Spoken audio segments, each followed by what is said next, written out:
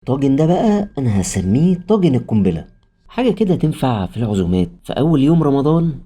حاجه كده لذيذه وسهله وتدوب في البق، وسويناه من غير نقطه ميه. اجمد طاجن عكاوي هتدوقوه في حياتكم، والطعم ايه حكايه. وتعالوا نجيب الموضوع من البدايه.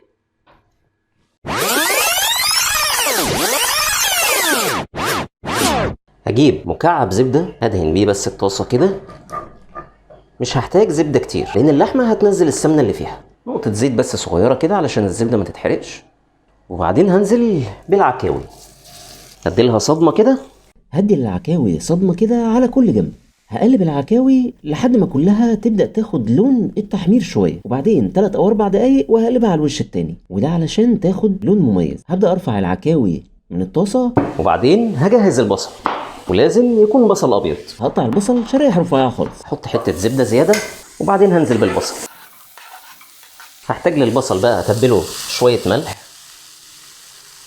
فلفل اسود،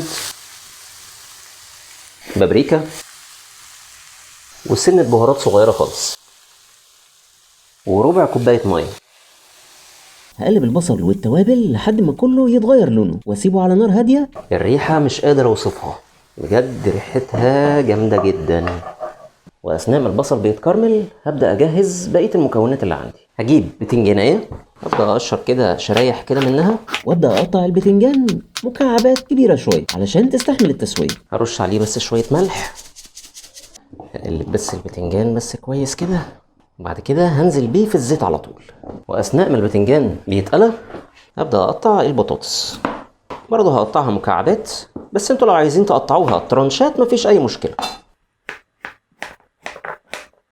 وبعدين ادي البصل بعد ما اتكرمل كده وبقى حلو جدا، ممكن انزل بالبطاطس، وبعدين هنزل بالبتنجان والطماطم.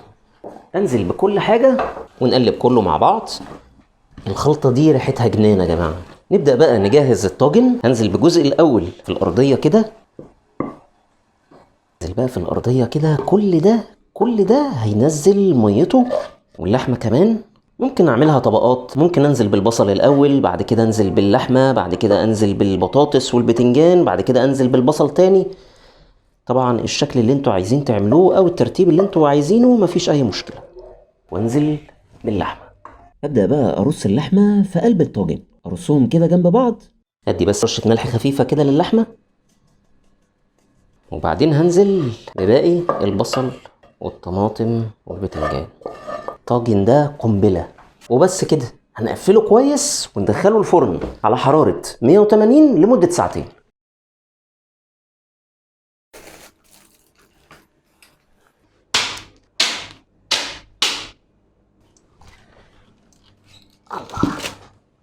نبدأ بقى نفتح ونشوف المفاجأة. بجد حاجة جنان، ريحتها ما حصلتش. بصوا كده، بصوا كده البهاريز عاملة ازاي، والدهون اللي نزلت في الأرضية ديت دهون من اللحمة. حاجة رهيبة. بصوا بقى كده، قرب لي بقى كده وشوف التفاصيل عامله ازاي. بص كده البطاطس ملبن. البتنجان بقى مع الطماطم وسخن شويه،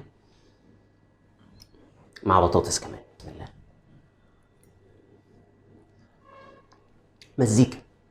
مزيكا دايبه في البق.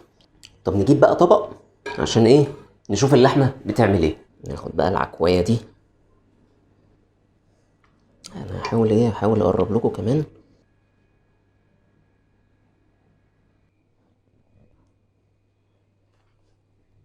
تعالى بقى ايه نشوف اللحمه مستويه ولا لا.